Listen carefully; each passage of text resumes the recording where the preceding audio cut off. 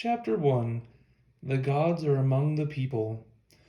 An old New England gazetteer, singing the charms of Vermont's villages and the glories of her heroes, strikes a discordant note when it comes to Sharon. This is the birthplace of that infamous impostor, the Mormon prophet Joseph Smith, a dubious honor Sharon would relinquish willingly to another town. The shame that Sharon once felt has faded with time. The church that Joseph founded is eminently respectable, and the dreamy town in the White River Valley where he was born has long since abandoned hope of being noted for anything else. Nearby, on one of the lovely hills of which New England is fashioned, stands a shrine that draws Mormon pilgrims from afar and stops many a passer-by. Far to the west lie the geographical areas with which Mormonism is generally identified, but one cannot understand the story of its founder without knowing something of Vermont at the turn of the 20th century. Joseph Smith was not a mutation spewed up out of nature's plenty without regard to ancestry or the provincial culture of his state. He was as much a product of New England as Jonathan Edwards. Much about him can be explained only by the sterile soil, the folk magic of the midwives and scryers, and the sober discipline of the schoolmasters. His ancestors had been in New England for more than a century. Robert Smith had come to Massachusetts in 1638 and John Mack in 1669. But Joseph Smith was born not in Topsfield, Massachusetts, nor in Lyme, Connecticut, where the houses of imported brick and Lombardy poplars were already old, where the cemeteries were spacious and decently maintained, but among the wooded foothills of the Green Mountains, and the migration of his grandparents into Vermont is a story of disintegration not only of a family but of a whole culture. For the century and a half in which the descendants of Robert Smith lived in Topsfield, they were conservative, respectable, active in local politics, and moderately prosperous. Asael Smith, grandfather of the prophet, was the first to respond to the restlessness that followed in the wake of the Revolution. The older social and moral traditions in Massachusetts were cracking as the ideas that had broken the colonies loose from England seeped into the church. Like many others of the time, Asael was avowedly Christian, but basically irreligious. As to religion, he wrote to his children, I would not wish to point any particular form to you, but I would wish you to search the scriptures and consult sound reason. Any honest calling will honor you if you honor that. It is better to be a rich cobbler than a poor merchant, a rich farmer than a poor preacher. In middle age, he left Massachusetts to clear a farm in the virgin forests of the Green Mountains. With him went his son Joseph, father of the Mormon prophet, a 200-pound youth, 6 feet tall and handsome, who, Jacob-like, wrestled with only one man whom he could not throw. They chopped and burned, and like their migrant neighbors, counted the harvest before the stumps were rotting, and heaped scorn upon the low valleys to the south. In 1789, a Connecticut minister touring central Vermont wrote, Words cannot describe the hardships I undergo. People nasty, poor, low-lived, indelicate, and miserable cooks. All sadly parsimonious, many profane, yet cheerful and much more contented than in Hartford, and the women more contented than the men, turned tawny by the smoke of the log huts, dress coarse and mean and nasty and ragged, yet the women quiet, serene, peaceable, contented, loving their husbands, their home, wanting never to return, nor any dressy clothes. I think how strange! I ask myself, are these the women of the same species of our fine ladies? Tough they are, brawny their limbs, their young girls unpolished, and will bear work as well as mules. Not long after Perkins recorded his mixed admiration and distaste, Joseph Smith met and married a daughter of this breed. If she was too tawny, tough, and brawny-limbed, we cannot know, for Lucy Mack Smith had no portrait made till she was toothless and withered. Pretty she must have been, for her sons were handsome and her daughters married young, but she had known neither luxury nor security. Her father, Solomon Mack, was a son of misfortune. Although Solomon came from a line of Scotch clergymen, poverty had kept him from the seminary, and he had grown up on a farm without schooling or religion, to use his own words, like a wild ass's colt. He had fought in the French and Indian War, and then in the Revolution with his two sons, Jason and Stephen. But when his daughter Lucy was married, Solomon was an impecunious and rheumatic old man who rode about the countryside on a side saddle and talked about writing a memoir of his trials and misadventures. The surprising thing about Joseph Smith's maternal grandfather is that he actually succeeded when he was 78 years old in getting out of his chapbook a narrative of the life of Solomon Mack, containing an account of the many severe accidents he met with during a long series of years, together with the extraordinary manner in which he was converted to the Christian faith, to which is added a number of hymns composed on the death of several of his relations. That the spelling was bad and the hymns unfortunate was quite overshadowed by the substantial accomplishment of the writing itself. It gave the family status. In later years, Lucy could read the book successively to each of her 9 children, pointing to it as proof that the Mack blood was something more than common stuff. And it set a family precedent. The mantle of authorship was to rest not only upon Solomon, the grandfather, but upon Lucy, upon her son Joseph, and in fact upon his son and grandson, an unbroken tradition for 5 generations. Neither Solomon nor his daughter had much formal schooling, but the impulse to self-expression was strong within them, and the fact that both married school teachers compensated in part for the absence of slate and birch rod drilling. Solomon Mack admitted in his narrative that he had suffered from fits, and this has been pounced upon by biographers eager to explain the supposed aberrations of the grandson in terms of a congenital instability. For a long time it was popularly believed that Joseph Smith had inherited a tendency to epilepsy, but the narrative makes clear that the fits followed a head injury that Solomon received late in life when struck by a falling tree. Actually, the Mack family was marked neither by psychoses nor by literary talent, but rather by a certain nonconformity in thinking and action. As religious dissenters, they believed more in the integrity of individual religious experience than in the tradition of any organized sect. Solomon, in his old age, fell into a kind of senile mysticism, with lights and voices haunting his sickbed. Jason Mack, Lucy's eldest brother, ran sharply counter to the religious and economic traditions of New England when he became a seeker and set up in New Brunswick a quasi-communistic society of 30 indigent families whose economic and spiritual welfare he sought to direct. Jason, however, has not received the attention from Mormon historians that has been devoted to another of Lucy's brothers. When the stock from which the Mormon prophet sprang is called idle, thriftless, and degenerate, Stephen Mack is cited triumphantly to the contrary. He made a fortune in Detroit and left an estate worth $50,000 at his death. He had prospered even before he left Vermont, for he furnished Lucy with the dowry which the father could not provide. The $1,000 he and his partner gave her just after her marriage made the girl, considering that this was Vermont in 1796, a virtual heiress. Joseph and Lucy united in their marriage the divergent heterodoxies of their parents, both of which were reactions from Jonathan Edwards' soul-searing Calvinism. I spent much of my time, Lucy wrote in later years, in reading the Bible and praying, but notwithstanding my great anxiety to experience a change of heart, another matter would always interpose in all my meditations. If I remain a member of no church, all religious people will say I am of the world, and if I join someone of the different denominations, all the rest will say I am in error. No church will admit that I am right, except the one with which I am associated. This makes them witnesses against each other. This was the universal logic of dissent, a conviction shared by thousands of New Englanders in this period. Lucy had a vigorous, though unschooled mind, and her belief was simply the core of antinomianism. The inner life is a law unto itself. Freedom and integrity of religious experience must at all costs be preserved. Joseph and Lucy spent 20 years together in New England, yet neither joined a denomination or professed more than a passing interest in any sect. The Methodist revivals in Vermont in 1810 excited Lucy for a time, but only further convinced Joseph that there was no order or class of religionists that knew any more concerning the kingdom of God than those of the world.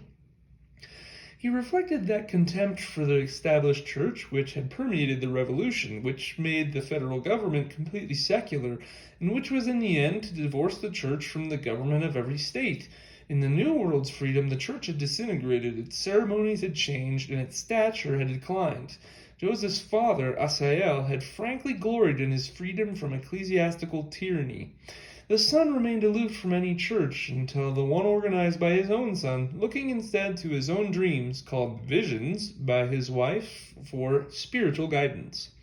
Lucy especially was devoted to the mysticism so often found among those suddenly released from the domination and discipline of a church.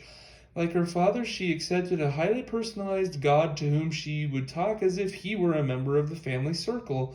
Her religion was intimate and homely, with God a ubiquitous presence invading dreams, provoking miracles, and blighting sinners' fields. Her children probably never learned to fear him.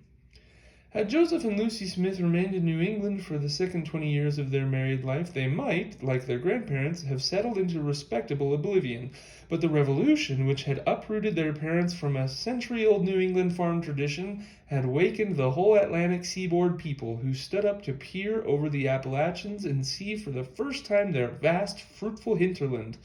The call of the Genesee country and the Finger Lakes was already stirring the blood of young New England men when this couple broke their marriage vows, and events moved slowly but inexorably to push them into the tide that was spilling over into the west. After 6 years of tilling a rocky farm in eastern Vermont, they set up a shop in Randolph. Here, Joseph Smith Sr. first heard of the fantastic profits pouring into the laps of speculators who exported the aromatic ginseng, the root of a plant that grew wild in the Green Mountains. New Englanders preferred sarsaparilla, Solomon seal, maidenhair, pleurisy root, and skunk cabbage, but ginseng in China was considered a remedy for everything from dizziness to pleurisy. Vermont farmers were selling it for export at 2 shillings a pound, and a root shaped like the body of a man was guaranteed to sell in China, where it was prized as a cure for declining virility, for $200 to $400. Joseph invested all his money in a shipment of ginseng. Lucy wrote that the agent entrusted with the cargo returned from China with a chest of money but absconded to Canada, leaving them penniless. Her husband had recently lost $2,000 in bad debts and owed $1,800 to Boston merchants. To satisfy his creditors, he sold the farm for $800, and Lucy made up the difference with her dowry. The family now began its peregrinations, first to Royalton and thence to Sharon, where Joseph rented his father-in-law's farm and supplemented his meager earnings by teaching school in the winter. Their new home was lonely and isolated, high in the hills above the White River, with wooded knolls rolling away toward the sunset in lush green disarray. Beauty was there, but little promise. The land agents had cruelly tricked their Yankee brothers when they sold them Vermont, for when the hillsides were cleared of the timber, the farmers discovered that all their toil had uncovered only barren soil and boulders. The Smiths, like their neighbors, wearily rolled the great rocks off the fields and piled them into walls that ran like causeways up, down, and around the hills. Lucy, meanwhile, had borne 2 sons and a daughter, and on December 23, 1805, she gave birth to a 3rd son. No comet appeared in the sky at his coming, no alarms startled the countryside. He was accepted that cold winter night probably with more resignation than delight, and was christened without undue ceremony Joseph Smith after his father. The child was born into an obscurity that in a lifetime of 38 years he was never to escape.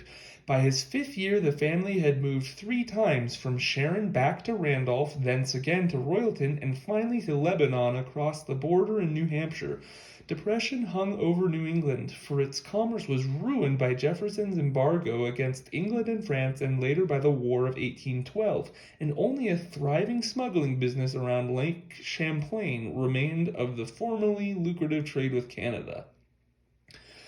Counterfeiters infested the area, duping the unwary and fleeing over the border at the first whisper of pursuit.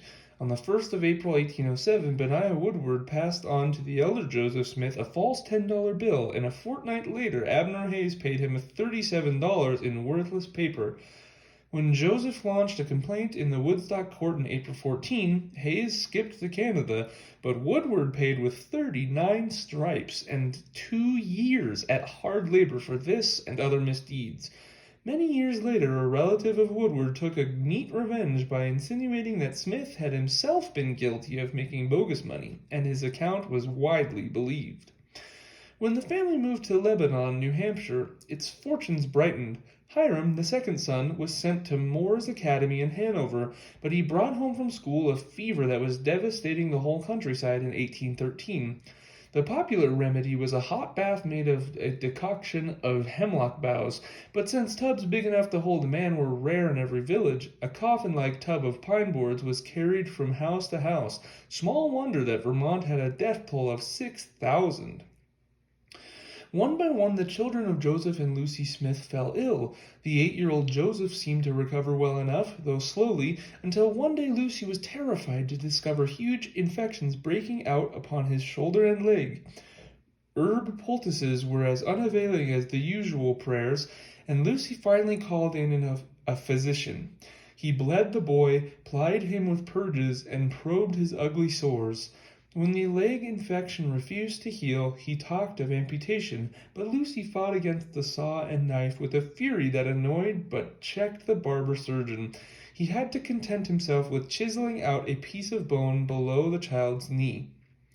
When the savage operation began, Joseph would not let himself be tied to the bed, nor could the father force whiskey between his lips to stifle the pain. He screamed to his mother to leave the room, lest she should suffer more than he, and Lucy later spread the story of his heroism down the valley. It may have been this suffering that endeared Joseph to his mother above her other children. Great things were expected of the child whose mettle had been tested in so fearsome an ordeal.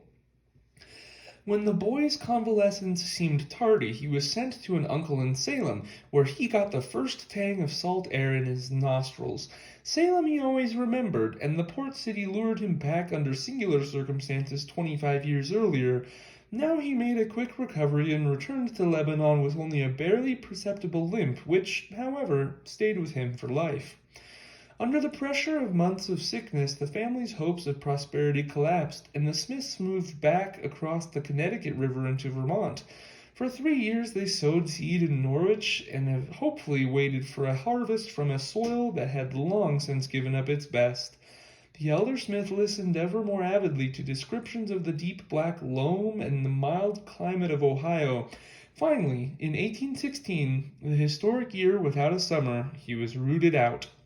Snow fell in June, leaves froze on the trees, and the farmers had to replant. Then came in July what Lucy called an untimely frost, and their crops were again wiped out. Disheartened farmers packed their wagons and moved along the muddy roads to the west. Emigration in this year, called in Vermont folklore 1800 and froze to death, reached its peak for all time. In the train went Joseph Smith, leaving Lucy and 8 children, the youngest only a few months old.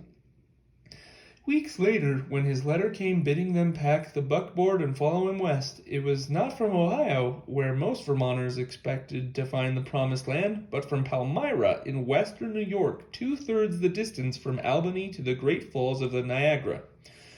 Young Joseph, at 10, was old enough to know that this was not a move to another village over the hills, but a tearing up at the roots. Few men who left Vermont for the West ever came back. Crossing the mountains had the same exciting and frightening finality as crossing the sea on an immigrant ship. Joseph watched his mother fill the wagon and heard her argue with their creditors over the value of their meager household goods and farm. The land sharks knew the worth of a note from a man gone into the sunset, and they hounded Lucy for debts till she was frantic lest she have too little left for food. Alvin was 18 and Hiram 16, but even they were no match for the men who snooped about the Norwich home offering pittances for the things they prized. The boys stood by in outraged helplessness, miserable and dumb, and ever more eager to see the good new land beyond the mountains where you could dig a 6-foot grave and not chip your shovel on a single stone. Biographers of Joseph Smith have commonly held that western New York was then a wilderness where wolf packs still roamed and local libraries were rarer than Indian reservations. But when the buckboard came to a stop in Palmyra, the weary brood looked out upon a town of almost 4,000 citizens, twice the size of the village they had left. Canandaigua, 12 miles south, was even bigger and boasted a 20-year-old academy, 2 respectable private female seminaries, 5 common schools, 3 libraries, 39 stores, 76 shops, 3 churches, and paved sidewalks. And Manchester Village, on whose borders the Smiths eventually settled, had not only a school and a town library of 600 volumes, but a woolen mill, a flour mill, a paper mill, and a blast furnace. Palmyra was booming in 1817 as never before or since. DeWitt Clinton had just forced through the New York Assembly a bill providing for the most stupendous engineering feat of his generation, the construction of the 363-mile Erie Canal to connect the Great Lakes with the port of New York. Palmyra was on the surveyed route. Although the canal was to be 8 years in the building, farmers already were counting their profits and land prices across the state were leaping upward. In 1790, unimproved land had sold for 2 to 4 shillings an acre. By 1800, it cost between $1.50 and $4. But by 1817, every landowner had become a speculator and was charging $6 an acre for unwanted uplands and $30 to $45 for improved land with a cabin. In Ohio, Joseph Smith Sr. could have found equally good land for $1.25 an acre. In Manchester Township, he paid boom prices and began clearing a farm under a crushing burden of debt and the constant threat of foreclosure.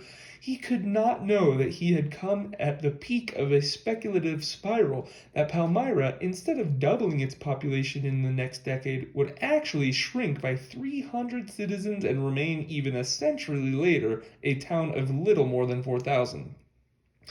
Ontario County was not the frontier, but relatively settled country, with 16 taverns on the 16-mile road between Canandaigua and Geneva.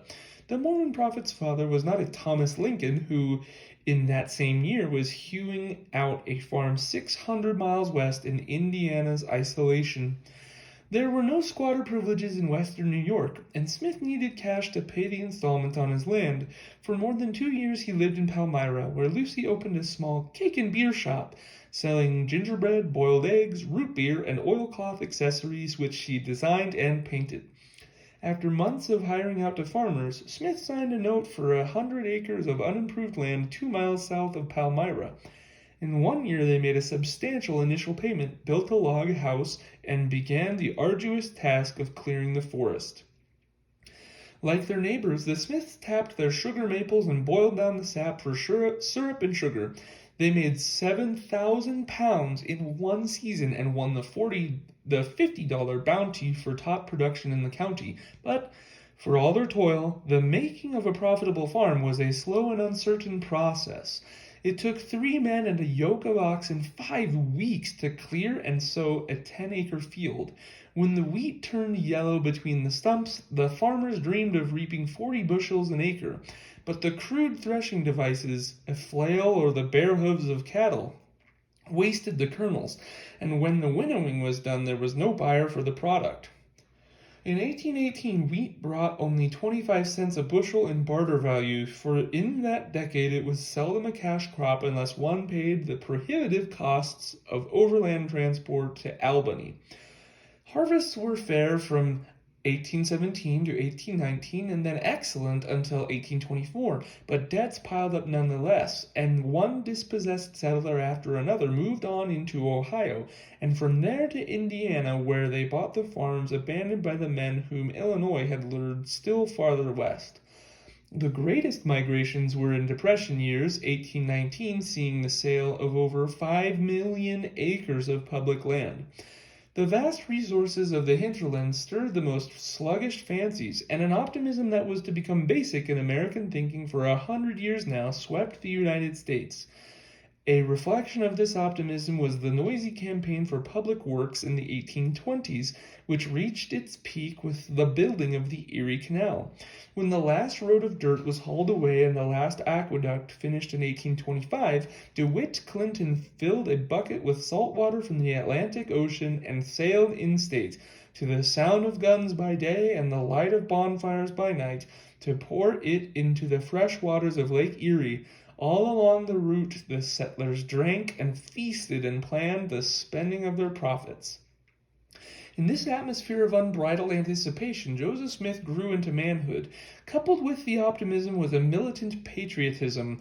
The West believed that America was the greatest of nations because its democracy was based on the laws of nature, and that it would steadily become more perfect and its people more purified until the whole world would follow its example. General Lafayette's tour of the United States in 1825 was the signal for a patriotic orgy. In Joseph Smith's neighborhood, where he arrived in June, bonfires blazed on hilltops, cannon thundered their salute, old soldiers rushed weeping to his arms, committees met and escorted him to their villages, and hundreds sought the honor of a grasp of his hand.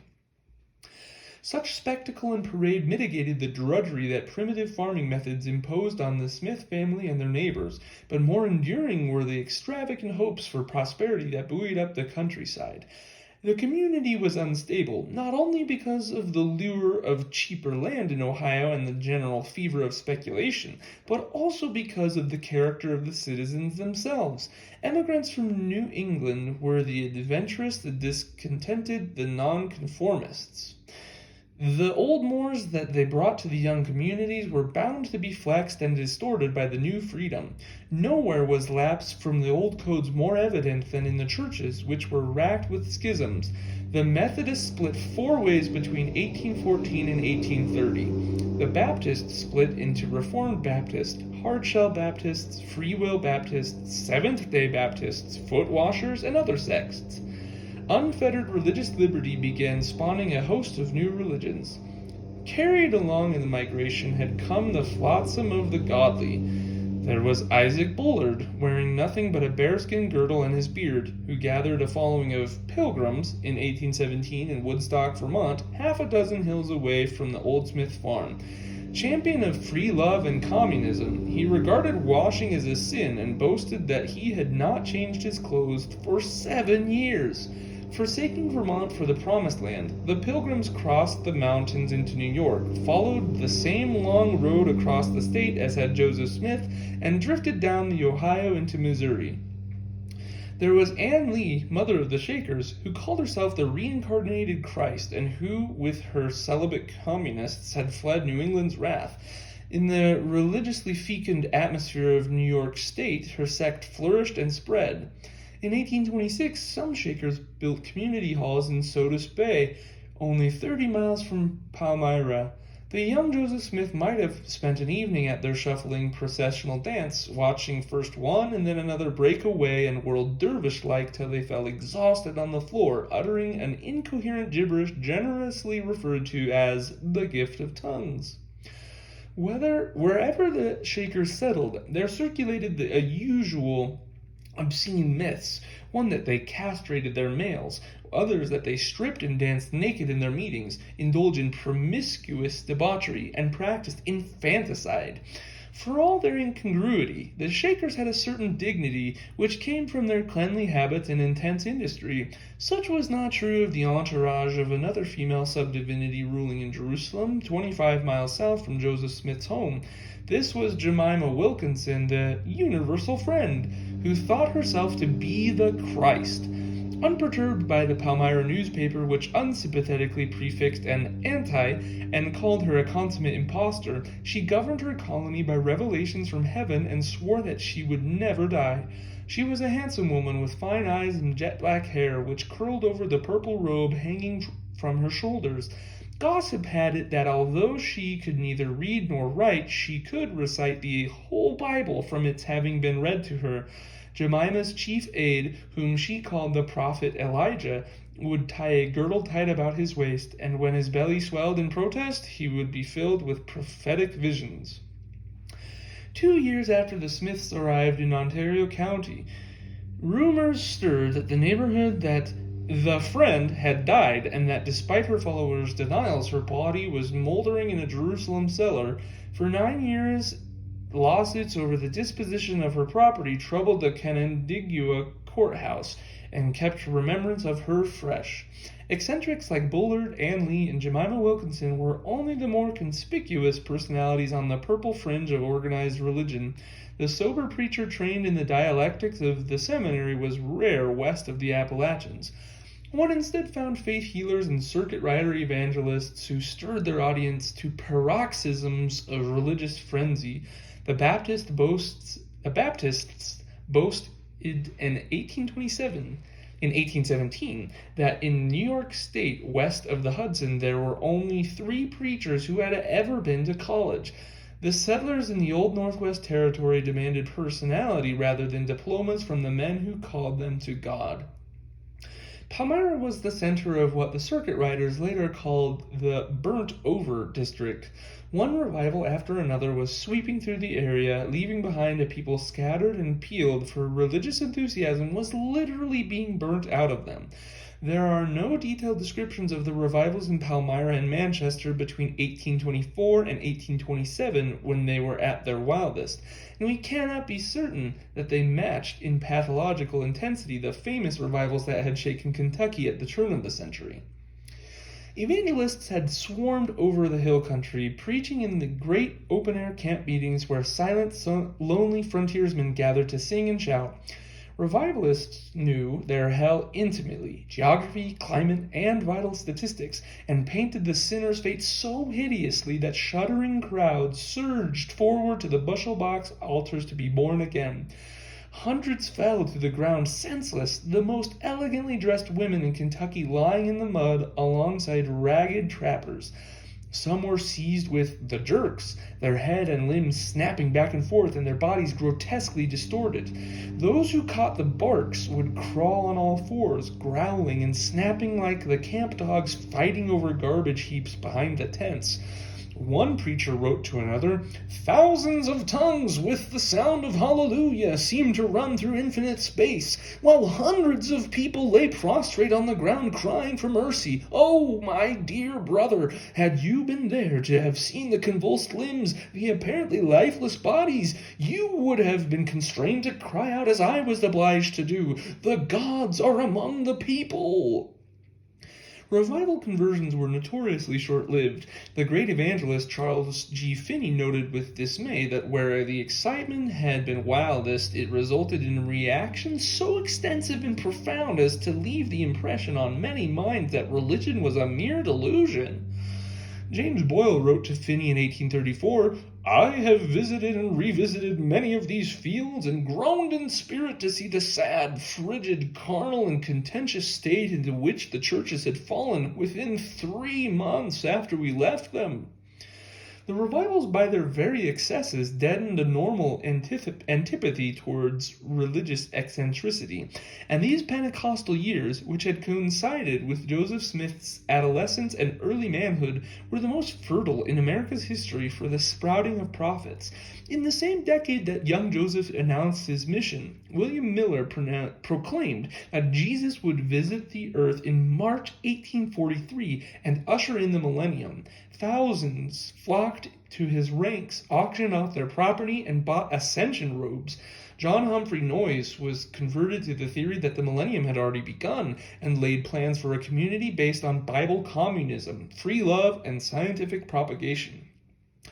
Matthias strode about New York City, brandishing a sword and 7-foot ruler, shouting that he had come to redeem the world.